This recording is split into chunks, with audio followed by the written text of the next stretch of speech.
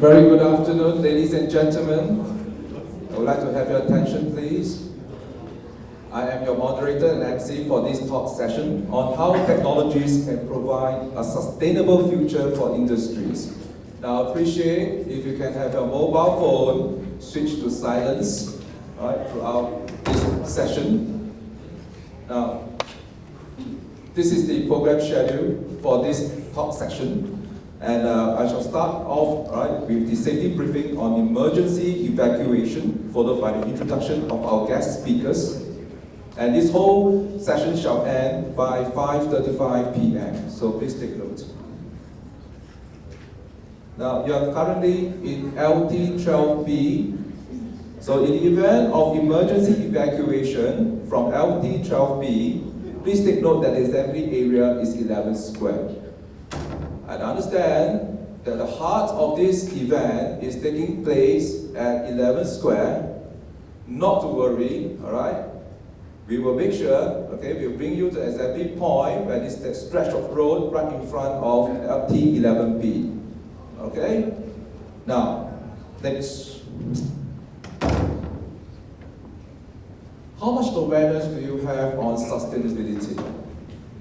Are we ready for Singapore's Green Plan 2030? So these are some of the questions in which you might have in mind. And this afternoon, it is my pleasure to introduce two speakers for this talk session. And we have Mr. T.C. Lee from ST Microelectronics. Something about Mr. T.C. Lee. Now, T.C. graduated with a bachelor's degree in physics and master's degree in microelectronics from National University of Singapore. He entered his professional life with SGS Thomson, later renamed ST Microelectronics, in 1989 as device engineer with the first wafer fab in Singapore. He was part of the startup management team for ST's greenfield 8-inch fab and subsequently moved to lead various wafer fab functions in his 33 years in the semiconductor industry. TC is current ST Microelectronics Senior Director of Technology Development and Introduction and has held this position since 2015.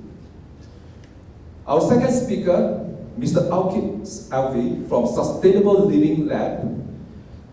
He holds a bachelor's degree in chemical engineering from the National University of Singapore and is given by a desire to make a positive impact in the world through technology and education.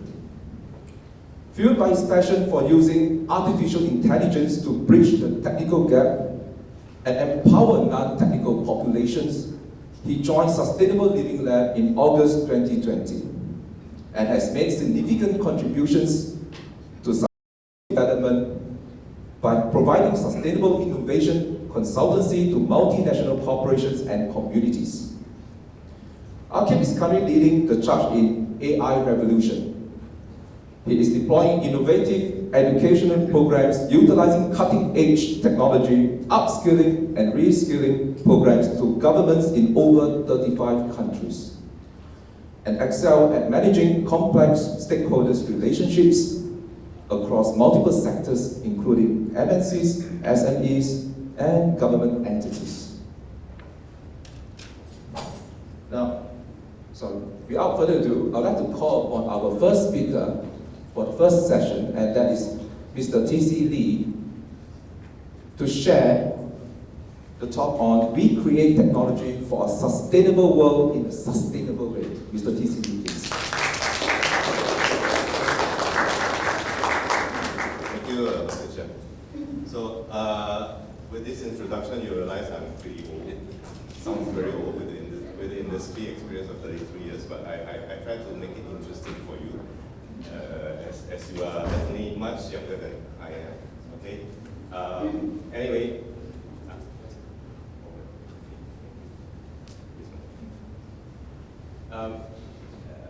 ST Microelectronics, as Dr. Chia mentioned, I just want to also give a bit of an introduction because we are not Singapore Technology. Okay, we are SGS Thomson. It started in Singapore about 50 years ago. First with the assembly and test. We now, of course, have wafer fab, we have design centers, we have application lab, sales and marketing in Singapore. We are one of the largest semiconductor company in the world. Our roots are European, so we have a 50% stake of French people and 50% of Italian. But we also have a fab in Singapore. Today we have about 50,000 employees, about 9,000 R&D personnel. Okay. Last year we brought in a revenue of 16.1 billion, and as you can see, we also have 14 manufacturing sites worldwide. Okay. Relevant to this talk, we are in the signatory of United Nations Global Compact. It's and also a member of RBA. RBA is a responsible business alliance where we deal with responsible practices in regards to people, in how we manage people. Very high level where we are, so you can see we are in pretty much every continent except Antarctica. We don't have any things with the penguins. In Singapore, we do have research and development. We do have sales and front end manufacturing. The back end is in back end R&D is in Singapore, but the manufacturing is in Asia, but in Malaysia, in Philippines, and in China. Okay, so that's my company slides. Now I talk to you about sustainability. In ST, we look at sustainability in a very comprehensive way. So you can see that as a technology company, we create technologies. So that's our main motivation. But we also want to create it in a way that is sustainable and providing solutions to customers that are working on sustainable solutions, right? And as you know, wafer fab manufacturing company has pretty large footprint, environmental, social footprint. At the same time, I'm aware that I need to stand in between the red box for the camera. We are very aware of our carbon footprint. So we also managed the people, the environment, by reducing this footprint continuously. Then of course, as a company, we have many stakeholders. So we are also proposing a long-term sustainable values for our stakeholders. I will go into these 4 pillars that you saw just now, right? But I'll focus more on the technology side rather than on the people or the corporate type of slides, which is, it sounds a little bit boring sometimes.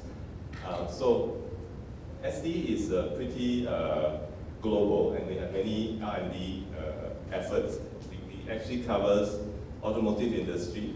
So we talk about electrification of car, EVs. We talk about smart cities, smart campuses, smart homes. ST do have solutions that we provide to our customers that deliver solutions in these areas. Okay, so and we constantly build technologies to meet the sustainable needs. Okay, so I give you some examples. As a technology company, we definitely have to source for materials. So you can see we have raw materials that we need to source. So to be sustainable, we also have to be responsible in how we source for the material, right? So we educate and we help our suppliers to be sustainable as well. So we do sometimes questionnaire, self-assessment questionnaire with them to help them understand their carbon footprint, their sustainable way of working. And then in the design product development, we also have engineers who follow a certain process steps that help them to evaluate the product they are making, the design, whether they are improving sustainability in the end product or the way they are being manufactured. If you can simplify the process flow, if you can make the material that you use less for the same function, these are all ways to reduce our footprint, right? So the product development is an area that we also look at how to reduce our footprint and also to help our customers.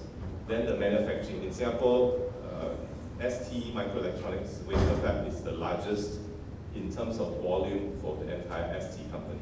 So as you produce a lot of wafers, you are also using a lot of energies, you are also using a lot of water, conscious about how we manage our water, how we recycle them, how we discharge them, because protecting environment means also not discharging water that are contaminated, right? So we also need to treat the water before we discharge.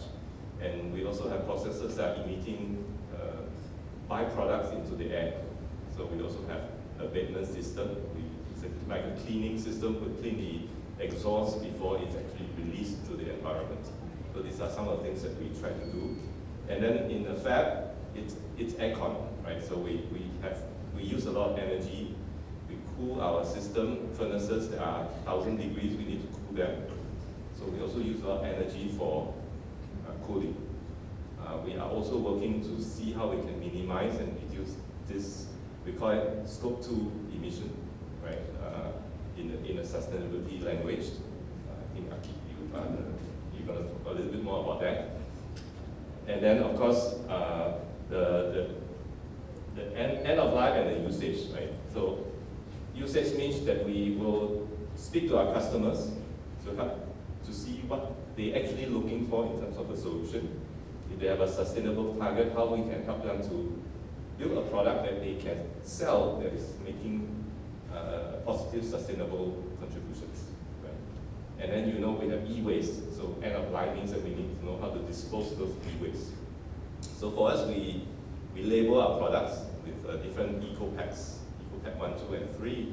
This is to facilitate the people, our customers who want to dispose, they know how to dispose correctly. Because after 10, 20 years, maybe even once, some of you will change your phone every year, right? So how do you dispose it is also quite important. Give you some examples on what technology do for our world that we live in today. You may know, or you may not, that 15% of our CO2 emission is contributed by transportation.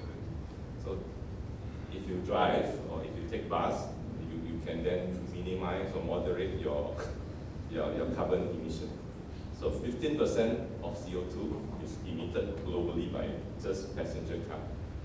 Okay, so if you look at full electric cars, of course there's no emission, no carbon emission. If you look at plug-in hybrid, full hybrid, and mild hybrid, okay, there's a certain reduction on carbon footprint. So to be a sustainable company, as ST, what we do is we then provide solutions on the right-hand side on your graph, where you see that we provide solutions to our customer who are automotive, they build cars, they build trucks, so we provide these solutions to them. So they can build EVs, they can build hybrids, cars that will minimize the carbon footprint. So these are some of the contribution technology gives to sustainability. That's for automotive, for let's say CO2 emission for cars. Even in the homes,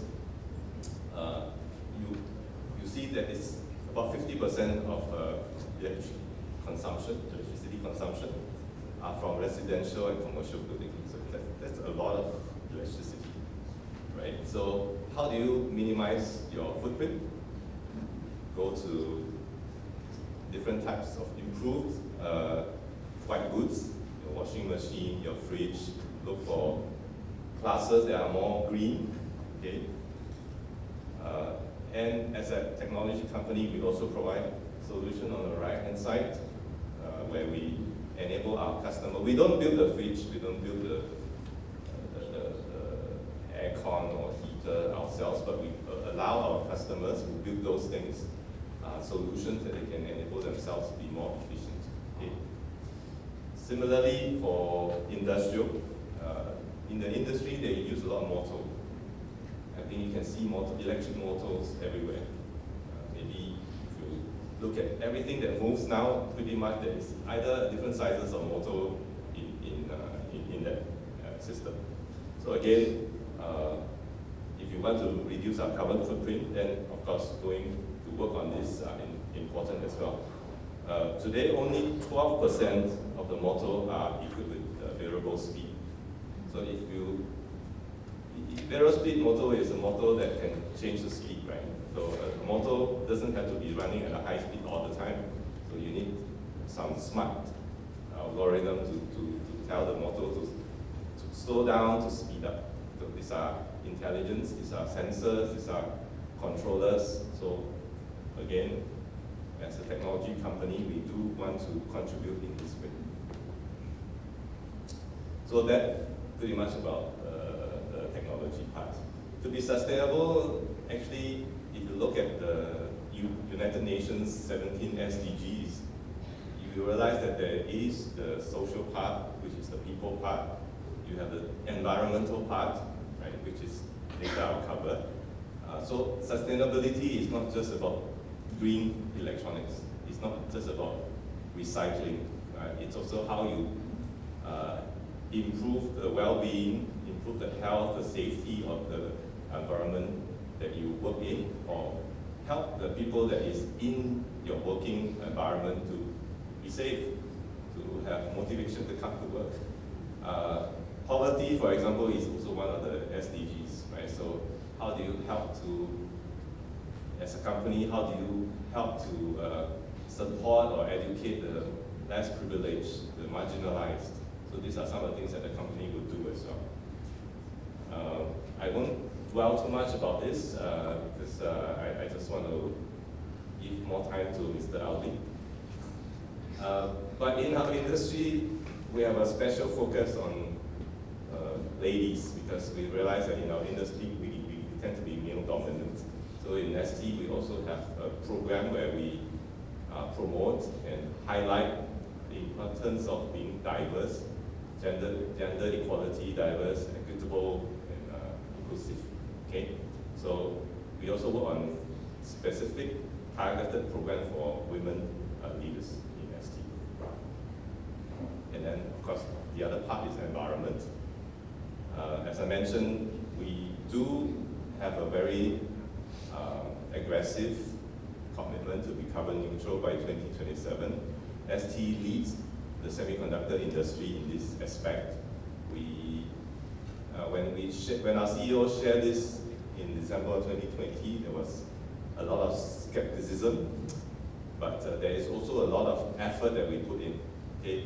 Sustainability in ST is the organization is that we have a central governance at the corporate level, but in each site, each organization, we have committees that work on each locations.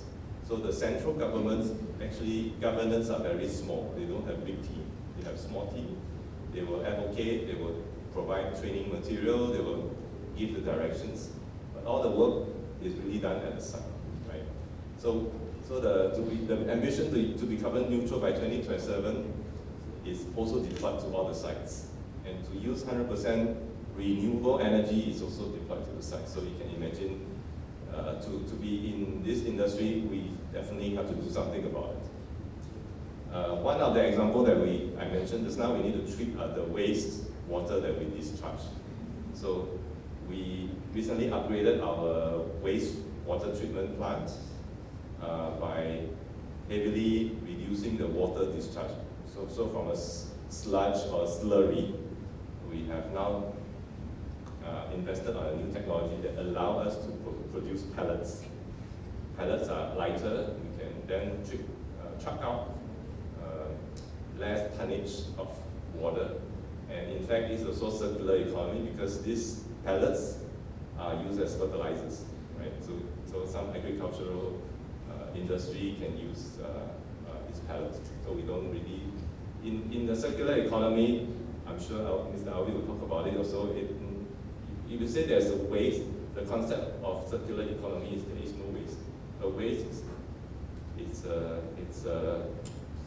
a source of material for another person. Okay, so you never think waste. You always think that this thing that I produce is good for someone else. So it's your waste, but it's somebody else's diamond. Okay, so that is the idea of circular economy. And then, if you remember last year, ST did make a bit of a news on the newspaper about this DCS plant. It is the largest industrial district cooling system in Singapore, where we work with Singapore Power. They built a centralized cooling system for us to reduce our energy consumption. So with this system that will be ready by 2025, we will able to reduce 20% of our cooling-related electric consumptions. So that is the amount of reduction that we can reduce. At the same time, because of this, the equivalent CO2 emission is equivalent to taking out 20% of Singapore's car. So you can imagine Singapore has maybe 900,000 cars, passenger cars. We are taking out about 110 passenger cars from, I mean, we are not taking it out, you're still driving your car. But the equivalent reduction in CO2 emission is in that order of range. So certainly a very important project for us as well. Right? And then of course the last thing that we also must realize is that no company can prioritize people and environment without making money. Okay? If you don't make money, you can forget about it. So the profit, there are 3 Ps, right? The people, the planet, and the profit. If you don't have profit, nothing. I mean, you are not even there tomorrow, so there's nothing to talk about. So the 3 Ps of sustainability is in the SDGs of United Nations. And of course, ST is profitable. We integrate all our social, environmental plan with our business plan. So you don't have to then worry about, can I make money if I invest on the people, if I invest on the environment. The whole thing is integrated. So that helps us to really know that we can spend the money on the environmental project and the people project. Right? And to prevent greenwashing, it's important also for us to participate in reporting. We need to report our progress, our data. ST is reporting this sustainability report every year for the last 26 years. It's now in our website. Unfortunately, it's a very thick report, and not many people read it, but you can get a lot of information on what ST is doing in this sustainability report. Definitely something that I'm excited to share with you. Hopefully, if you have some question later, I can answer them. Before that, I'll probably play you a short 3-minute video that maybe help you to recap what we are doing. Thank you, TC, for your insightful sharing, and I hope that audiences today have some key takeaways in understanding of what sustainability is and the role that you can play.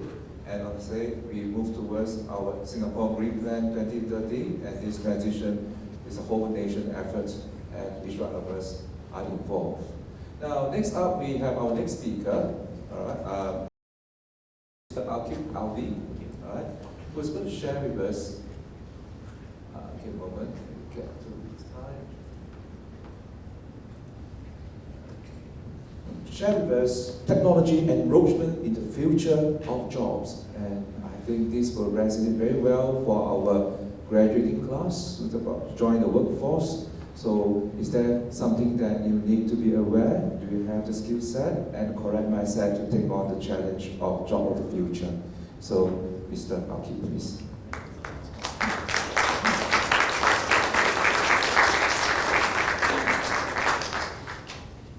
Perfect, thank you so much.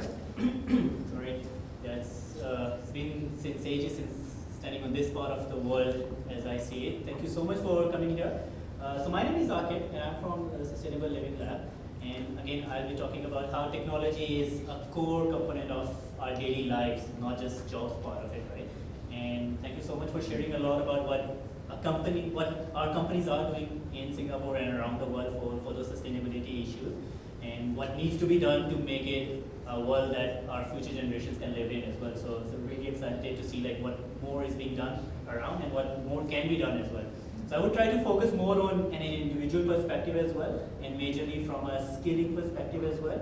So I'll talk about how future of jobs can really look like, and what do we need to do to better prepare for it. And of course, it's not just about you graduating class, it's about grown-ups and adult learning as well. Where do we see the world and how we can better prepare ourselves as well accordingly. So I think just to quickly talk about my story as well, and thank you so much for the long introduction in that sense. Anyways, right? So I graduated from NUS in chemical engineering, and I moved toward education technologies, making sure education is fun and exciting from primary school all the way to adult learning part of it as well, right? And the problem there, which I am passionate about solving, is how to make it, keep it interesting and keep it fun for everybody as well, right? I think a question I want to put out on the floor quickly as well is, how many of you woke up today and was like, okay, yeah, I'm going to SP and I'm going to learn today? Can you raise your hands? Oh, there's a couple I see, right? Okay, I know your teachers are here. I would have hoped like, okay, everybody saying yes. I wanted to see my professors, right? But that's so now I see more hands raised up now. So coming back, so I have a 6-year-old as well. Just a quick short story, right? So she wakes up at 6 a.m. and she loves going to her kindergarten, right? And we see that, and I've seen that around as well with my experience as well. From until you're 7 years old, 8 years old, you love going to school. But then something changes. You go to a primary school, right? You go to a primary one, and then it all changes altogether, right? So again, that's a problem that we are trying to solve since forever. We haven't figured that part out yet. But again, what we can solve is like, okay, we have gone through all of that life, traumas and whatever the world throws at us. Now is a good time for us to reflect back and figure out what we need to do as well. And that's where with me as part of Sustainable Living Lab as a consultancy, we work on these kind of future of jobs reports, skills and all of that, and provide the relevant knowledge and information to the companies, MNCs, to the public, to government organizations to really work together as well. All these people work together as part of it to really make it fun and engaging and interesting for everybody as well. So I have this video from World Economic Forum, Future of Jobs. I will play it at the end, time permitting as well. I can leave it as homework for you as well, right? But majorly, again, I will summarize that in my next slide regardless. So let me go over here. So future of work, as we know, is technology. And again, me saying that is already predated. This was 10 years ago already, right? But we see reports coming about and we see technology coming in. The biggest threat is, oh, technology is taking away my job.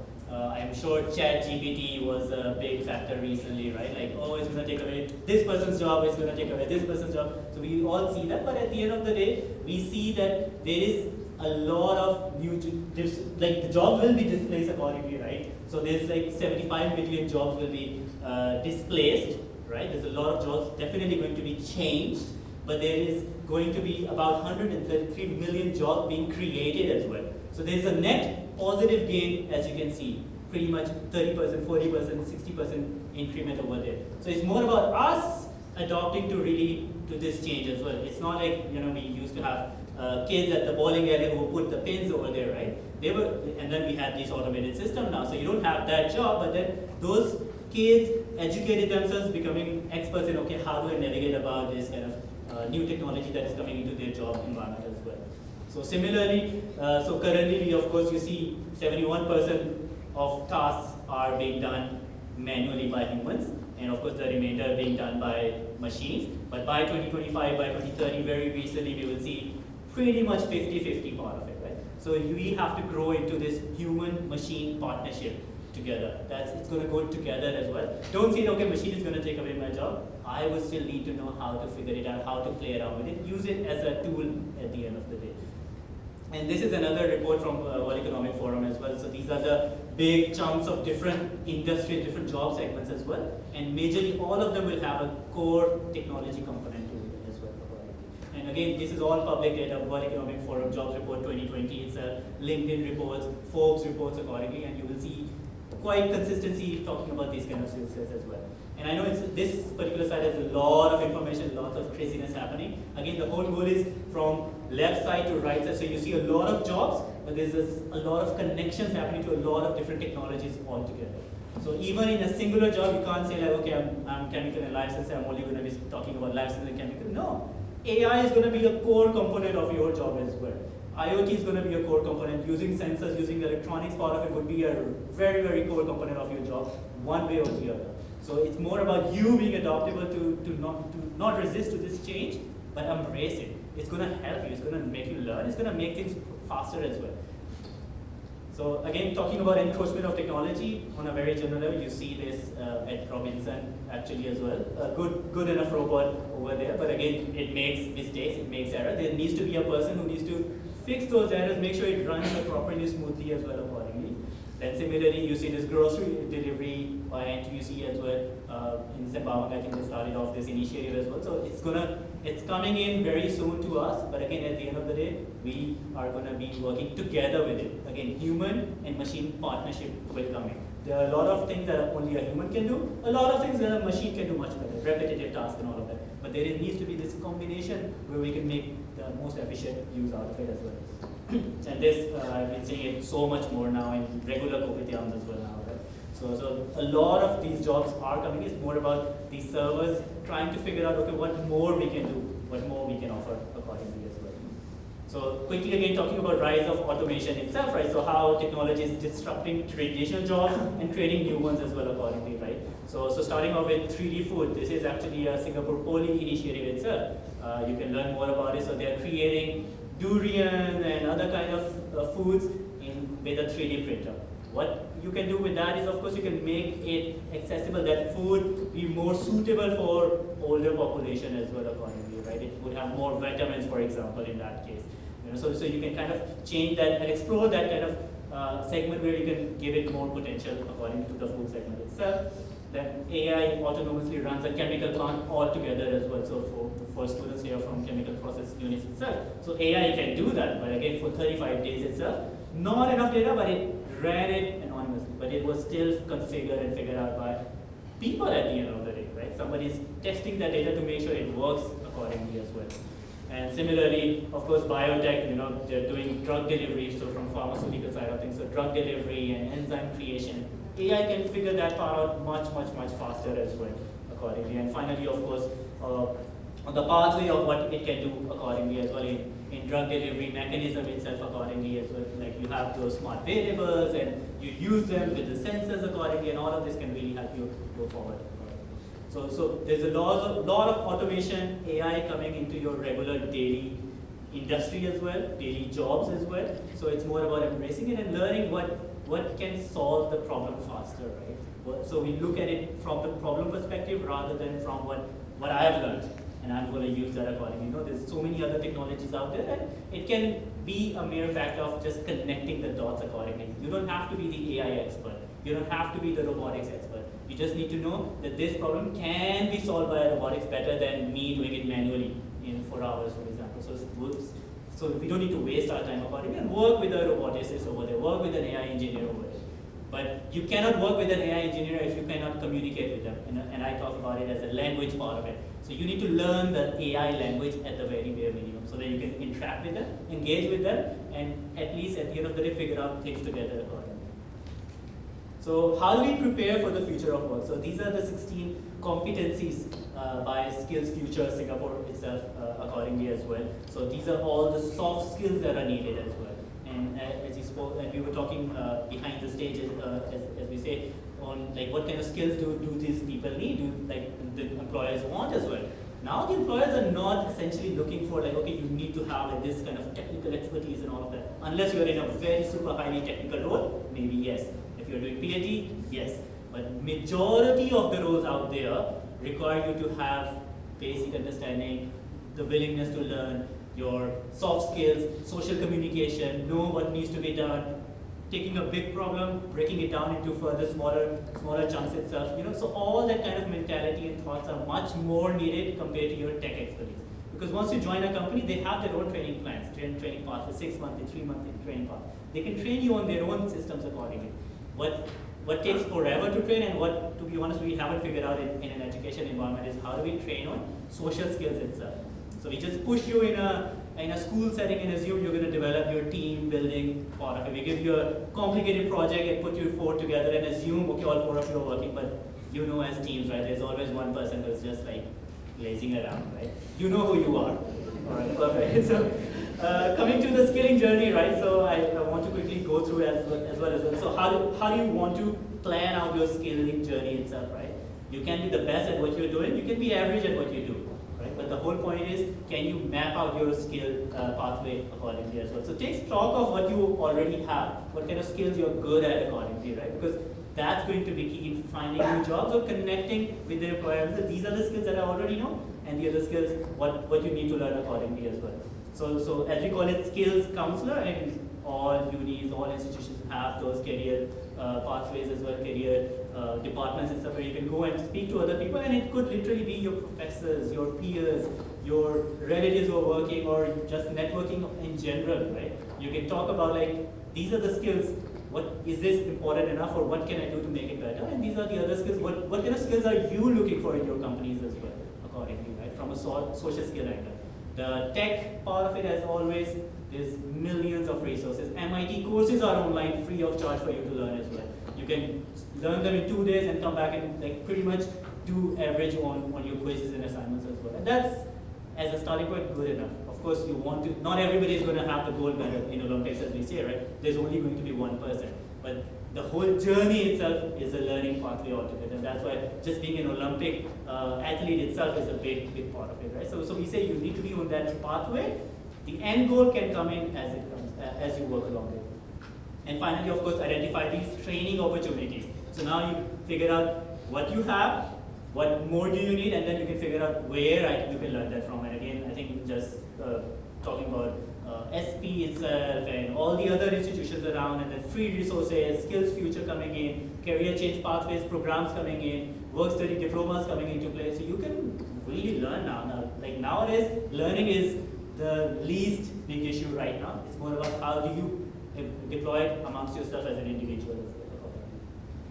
And of course, not just learn your skill sets, be able to apply and showcase those skills, right? So that's, I think, the more critical factor now, because of course a lot of companies are going remote as well. So you have to be able to showcase what you can do, what you cannot do accordingly, right? So whatever you learn, always try to figure out, okay, how do I explain that?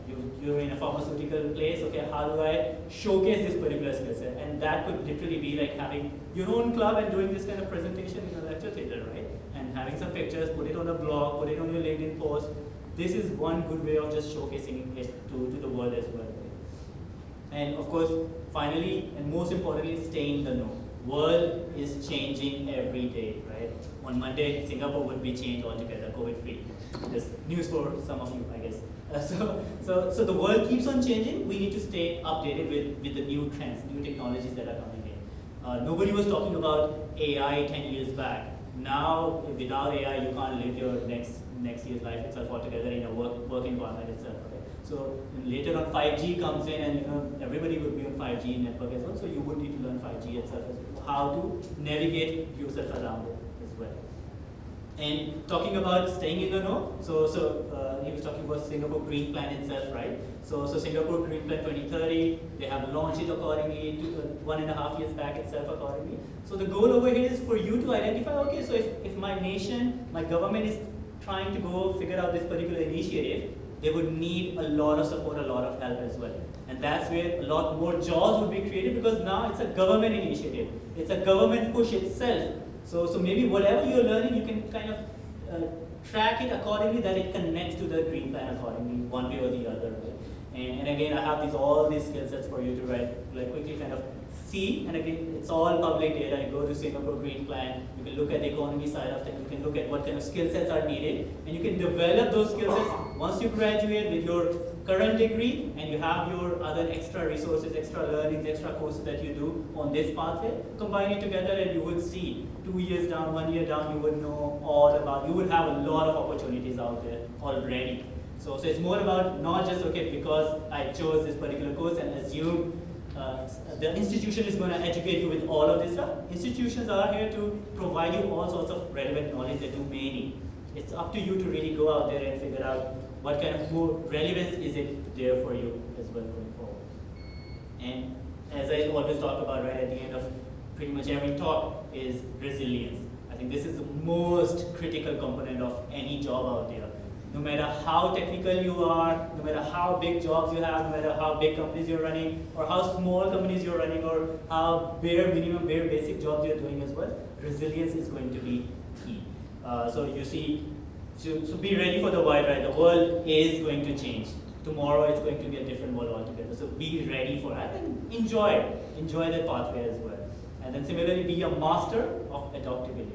This is again, the world changes, you have to adapt to the world. Don't sit back and assume, no, the world needs to adapt to us. It never happens, right? There's about 7 billion people on the planet, right? So you have to kind of figure out, okay, how do I adopt myself to be more relevant? And again, not be relevant for tomorrow, be relevant for 2 years down the line, 5 years down the line, 10 years down the line. And the good thing is World Economic Forum and these kind of Geneva Accords and United Nations, they always keep on pushing these kind of reports, and staying in the know helps you stay adaptable with all sorts of courses and skill sets that you may need going forward. As I talk about like the big problem solving, right? So there's always going to be new and new problems coming in when the world changes. When the world changes, COVID came in, we didn't know how to get the next food from, for example, right? How do we navigate this? So we need to be able to solve those kind of complicated problems, right? So whatever technology, whatever skill set you already have may not be useful in the new world as much because now the world has changed. So you have to figure out how do I use those skill sets enough to make it relevant to the new world order in that sense. Team player, again, you will be working with so many people in your new jobs. So if you are unable to do that, start figuring it out. I learned it from a football ground, so I say that was my biggest university actually. I learned all sorts of my soft skills, how to navigate stressful situations, how to navigate losses, how to navigate friends, and then how to navigate fights and enemies, and all sorts of things. You learn a lot from there as well. So I would say team sports is a go-to way for me. But again, it's more about you needing to find out where you can garner that and increment on that kind of skill sets of a team player as well. And finally, and most importantly, be passionate, right? So love to learn. I think learning would never stop no matter what. So we stay in our careers for 20, 30, 40, 50 years. There's always something new happening. And so always be ready to learn and always love to learn as well. And that makes it more fun and more engaging as well. And that solves a lot more problems as well. So I think with that, I've spoken about the impact of technology and future of work, right? But I want to leave you with a powerful thought that you are the future of work at the end of the day, right? So you design the new job that's going to come in. You go to workforce, you tell the organization, okay, this is how we like to work, right? And we spoke about remote learning, hybrid learning. A lot of questions are happening, but this is what we love. So provide us with that kind of, and governments and businesses are working towards that as well. So you are the future of work. So your creativity and energy and drive will actually shape the world how we want it to be going forward as well. And sustainability becomes a core component of it accordingly. So don't be afraid of the change, rather embrace it accordingly. And of course, challenge yourself every day. So always try to push like, okay, I need to learn something new today. Be bold and be innovative as well. These are the skill sets that no matter where you go, no matter what kind of job you're looking for, these are going to be core component of it as we go. So thank you so much, and I'll look forward to more questions as they come along. Perfect. Thank you so much. Thank you, Akit. I'd like to show a video in which concern the topic shared by Mr. Akit. It's about future of jobs. COVID-19 is one of the biggest crises of our time. It has impacted every single one of us, shaken our social systems, and disrupted every sector of our economies. The automation of work, combined with a global recession, led workers to lose their jobs at an accelerated pace compared to previous years. And this trend is expected to continue. The ongoing shift in the division of labor between humans, machines, and algorithms might displace 85 million jobs worldwide in the next 5 years, while 97 million new roles, ones that are more adapted to this new task distribution, may emerge. By 2025, companies expect to displace roughly 6% of their total workforce. 1 in 2 workers will need reskilling, and those remaining in their current roles will need to update 40% of their skill set to adapt to the changing labor market. There is a way to collectively benefit from these challenging times. Decades of research have shown that the most valuable asset of any economy or company is its human capital. Around the globe, companies are already experiencing a shortage in relevant skills for future roles and are investing in reskilling and upskilling their workforce. By 2025, Organizations say they will train over 70% of their employees to ensure they can smoothly transition into the jobs of tomorrow. These include DevOps engineers, artificial intelligence specialists, digital marketing managers, talent acquisition specialists, and customer success specialists. It will take on average between 2 weeks and 5 months for workers to pick up new skills, allowing them to move into these new roles. But data shows they won't need to have the perfect skill set to start transitioning.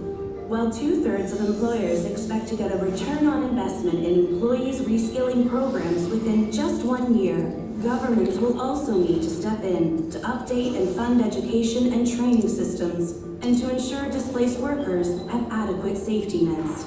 With purposeful leadership and collaboration, we can turn this global crisis into a unique opportunity to transition into a future of jobs that is inclusive, fair, and sustainable.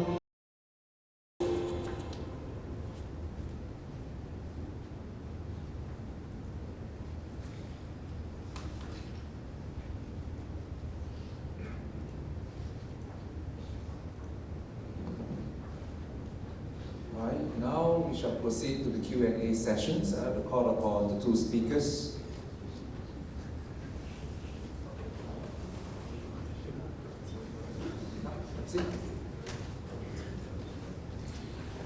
Okay, right. Now, I'd like to make an appeal to the audience. And as you can see, on each side of the aisles, all right, there are microphones. So if you have any questions that you would like to ask any of our speakers today, please do so. Any questions from the floor?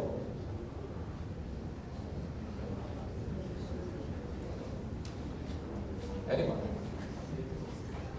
If not, I shall take. Oh, you have? Yes. Oh. Oh, yes. Would you like to introduce yourself? Hello. Hello. Yes, I can hear you. I'm Yeah. Ryan. I'm from APC, year 1. So I'm currently interested in like the sustainability side of things, right? Then recently there's been a lot of spotlight on food waste and all. So there's been recent things whereby they use certain decomposers to convert the food waste into something usable like compost.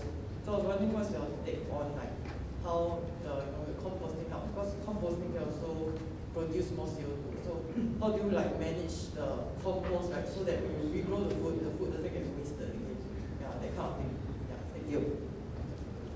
Thank you so much for the question, and being first is never easy, so I would say like one more round of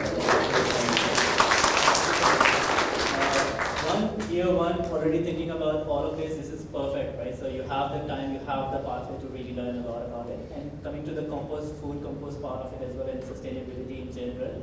So again, we are eating food no matter what, right? So there's always going to be waste, and my colleague here also spoke about this in essence as well. So yes, it will produce a bit more CO2, but it's still good CO2. So we always talk about in general terms when you're talking to like educating the world over here.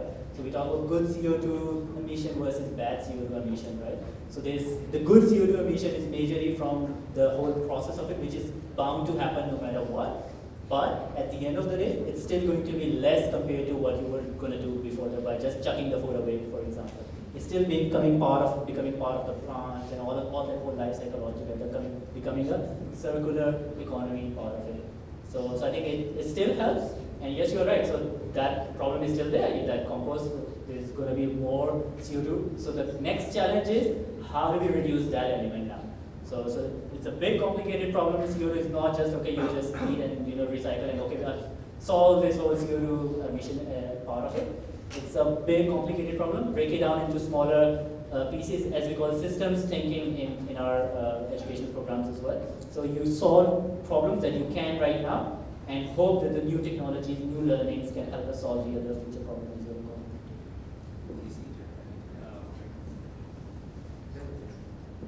I think he answered perfectly, and I do appreciate that you are already thinking about the CO2 emission from food composting. Certainly, I appreciate that curiosity. There's a lot of things that you didn't know, so you can actually read about circular economy, the two butterfly cycles, the technical cycle and the biological ones. So the one that you're referring to is the biological cycle. So if you are interested, I let you read on your own and you will find ways, actually, a problem, how it can be solved. I'm reading out CO2 today, so I can reduce the world population, maybe not. But, so there's complex problems that we need to solve, and I do encourage all of you to think like that, and how do we solve this problem. So, yeah, thank you for that very difficult first mover position. All right, thank you, TC and Akib. Thank you, speakers. Any more else? We have time for one more question, perhaps. Anyone? Yes, Gilbert, you want to ask? Yeah, sure.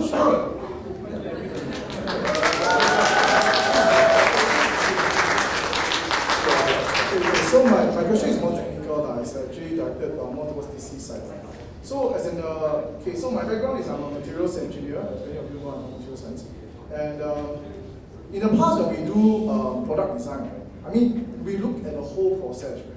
Normally we look at product design first. So product design, you can always design as a project engineer. Last time we always design based on you want to break through technology, how to make it more efficient, basically how to lower costs and get the maximum profit.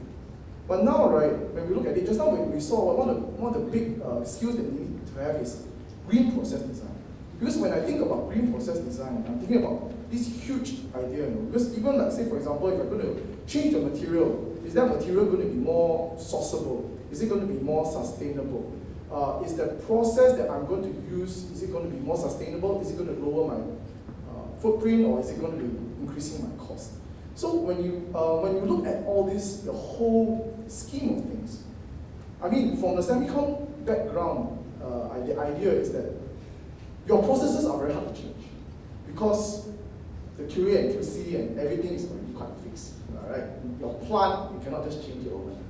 So how do you actually go about thinking about this? Actually, if you have, let's say if you have a new plant, then maybe it will be more possible.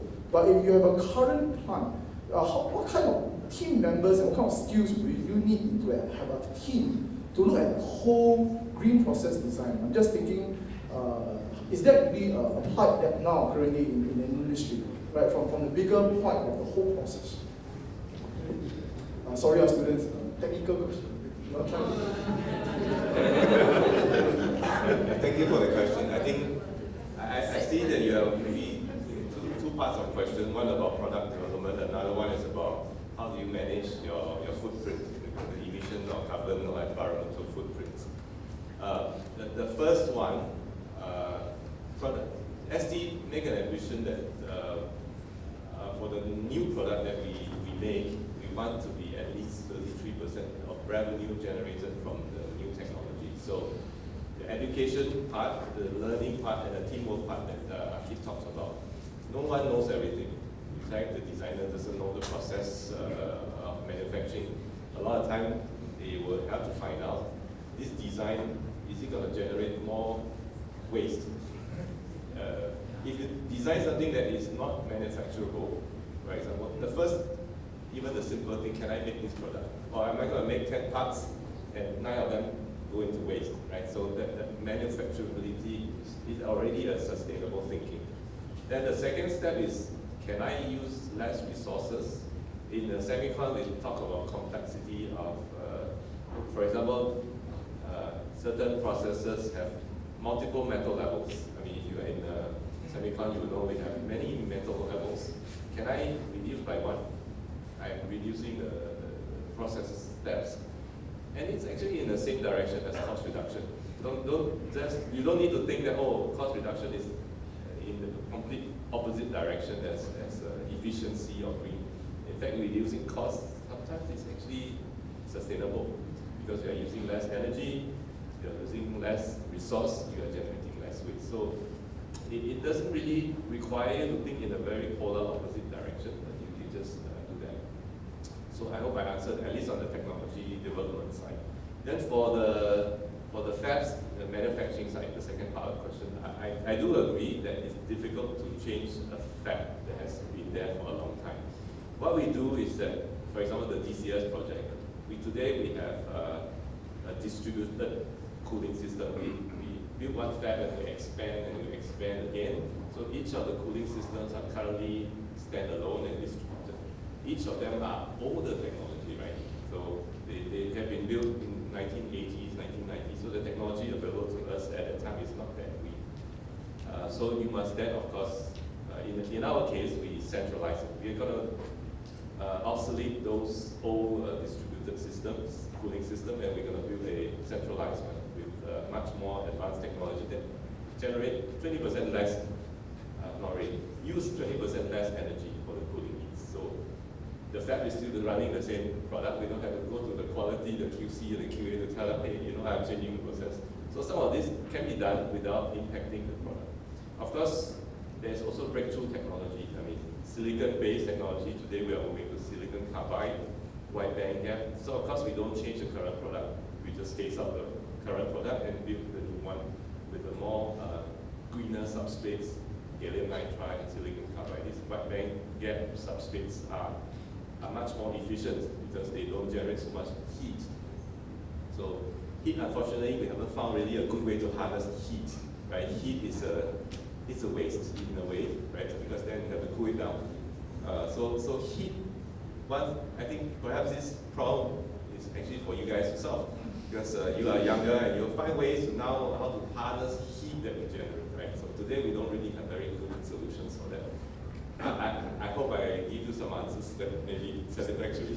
Yeah, I think I just thank you so much. I pretty much solved it. So product design wise, of course, you have a big system again. I would say, and teamwork, as I mentioned, is going to be a core component of it. You may not, product teams, technical teams that I work with, may not have sustainability knowledge itself in the first place, right? So you need to work with your sustainability team out there and show them your process and ask them, okay, what you're doing along the way and how we can help make it more sustainable along the way anyways, right? And then invest in it. So we always think, oh, sustainability, you invest, it's an expensive thing, why should we even do it? But we have seen, and companies have seen it, and hence they're all onto this track pathway as well, that yes, investment, it will take the first year, it will make your first 2 years expensive, but in the long run, in the long scheme of things, it would be safer, faster, efficient as well. And the people part of it, of course, the people who are working, human capital, they would love coming over here as well. They would have better environment as well in the long run as well. So it all comes down into breaking it down and making sure, thinking about those specific elements that you can do today, and hope in the future or the future generation coming along can really figure out these new pathways, new systems that can actually be replaced later on. So thank you for the question. Thank you, speakers. Now, before I close this Q&A session, I have a burning question to ask both Mr. Akip and Mr. TC Lee. Now, this is my question to the speakers. For change is constant, and sustainability is here to stay for many years. What are the advices would you give to our audiences today on the green skills that they need to acquire in order to enhance their employability and advance their career? Maybe closest to me is Mr. TCB. I'll be short and give you airtime as well. I want to use this very well put, stay in the know. I mean, things are changing. I cannot give you one advice today that is going to be useful for the next 5 years, right? But you need to constantly learn and keep up to date. Even our engineers that have been working in the company for many years, they are constantly learning. When we started sustainability 30 years ago in ST, nobody heard of it. It's an option at the time. Now it's not, right? So now it becomes more important, imperative for you to understand this. And the skills that you know is actually the skills you already have. You need to learn, you need to understand what we are talking about, what is SDG, this carbon footprint, what is carbon accounting, what are all these things, right? So learning is key, I think. The skills of learning, or the competency, the curiosity, is really all I can say. Yeah, I think again my talk spoke about this as well, right? So I choose similar as well. So love to learn. So I love to learn every day. You're coming to your college as well. Figure out, okay, maybe the 6 hours of whatever lectures may not be fun enough, but that particular 2-hour lecture that you're going to go for, you're going to learn from it, and you're going to love to learn from it. So always figure out, again, as I always say, so start small, so maybe like figure out, okay, one lecture a week, then one lecture in a day to all lectures in every day kind of a thing. So always connect it. Why you are even learning all of this as well? And like there's always a question, right? So like we learn algebra, so like whenever am I going to use it? But actually you are using it daily, regular basis as well, or other people are using it, you're utilizing that part of it. So don't just assume this lecture theatre was made without algebra in that sense, right? So somebody knew how to do it and hence made it work for you, for us as well. So it's all about, okay, learning to love part of it and having that kind of culture built in. Learning would never stop no matter which stage of your journey you will ever be. So thank you. Yeah, great question. Okay, thank you speakers for this Q&A session. I hope that all of us here today, all right, take note of the key message here. Stay in the know, be current of the development of the technologies out there, and we need to work in technology to help us to improve productivity and stay competitive. Now, next, I would like to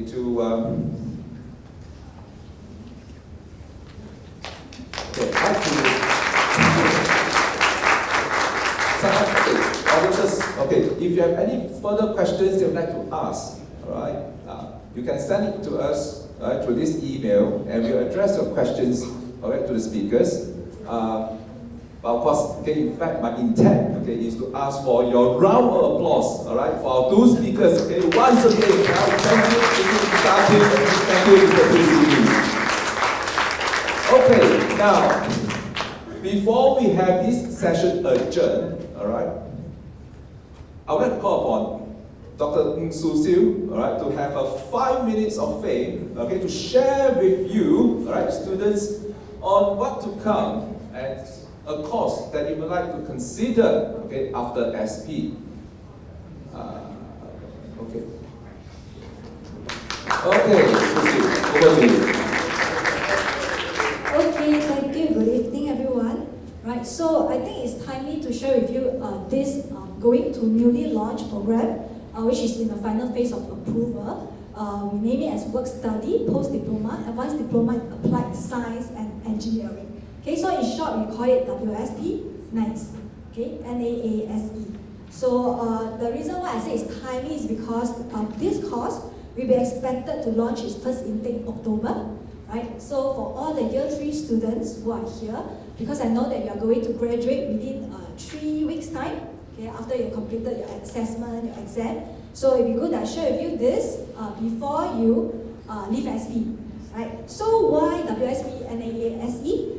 This is a program that focuses on both sciences and engineering from the materials perspective. Okay, so covering materials for performance technology as well as design, product design development that we have just shared just now in both semiconductor industry as well as specialty chemicals.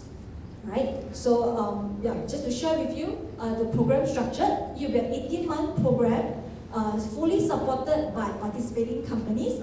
Right? So it's a work study program that you will be working full-time at the participating companies and study part-time at SP across these 18 months. Right? So there will be 3 semesters for the courses plus OJT full-time at the companies. Right? So for more information, you can scan the QR code and register your interest so that we can contact you once the course is ready to open for application. Right? So one more slide. The benefits of joining WSP and NAASE. This is a program that not everyone can join. It's only for fresh graduates who actually graduated within 3 years from their graduation date, or maybe, or of course, NS completion within 3 years as well. Right? So for male students, you'll be counted from the day of your NS completion. Right? So the benefit is that you can actually gain full actual life experience, work life experience, while also learning the knowledge in depth together in the course itself. Right? So those who are eligible in this program, they'll be also given 5K sign-on incentive. Okay, for those who actually graduated and that's completed within 3 years. Right. So the table below is more for participating companies. Okay, just for your information. Right. So last slide. Okay, Okay, so if you're interested, please scan the QR code to register your interest, right? Because the course is pending to launch, so we will contact you via your input in this form itself. Okay, thank you very much.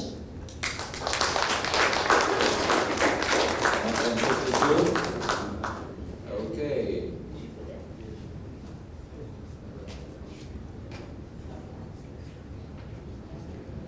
Now, I'd like to make important announcement on behalf of the organizing committee of SP Expand 2023, and that is, hey, don't leave us yet, all right? Why? Because this event won't end until 7:30 p.m. We have booth activity, all right, in 11 Square, okay, where you can check out, all right, job opportunities, internship opportunities, and many other things that you can speak to the exhibitors. And for Sustainable Living Lab and ST Microelectronics, they have their booth, all right, at 11 Square as well. So please check with them what sort of opportunities that you can explore with them as a student or as an academic. Now, students, all right, to also bring to your attention, all right, in order for you to get your CCA points and your sugar treats, all right. Now, I suppose you have got your activity card for the registration counter, and you need the stickers, all right, and you have looked for the teachers, okay, Miss Julia, all right, and Dr. Lee, all right, go to them, all right, and they'll give you the stickers, okay, and make sure you don't lose them. All right. Otherwise, you can forget about your churros. You can forget about your CCA point. And the activity card, by the end of the day, you are to submit to the registration counter at T11A by the spiral staircase. I believe the booth is pretty big. I don't think you will miss it. So remember, you need the activity card to redeem your churros. All right, your ice cream or whatever. If you're out there, sorry. Okay. And the stickers is for you to earn your CCA points. Okay. Can? All right, so to give you some ideas also for fellow colleagues, all right, we have over 45 companies, okay, to set up an exhibition booth, all right, where you can speak to them, all right, to explore opportunities, okay, in any way. Okay, and nothing further, okay, to do from myself, me, Dr. Chia, and of course, along with me, my colleagues, Dr. Lee, okay, Julia, and of course, Aye, all right, thank all of you, all right, for your support, for signing up for this event. Thank you very much. Sign off for this session. Thank you very much.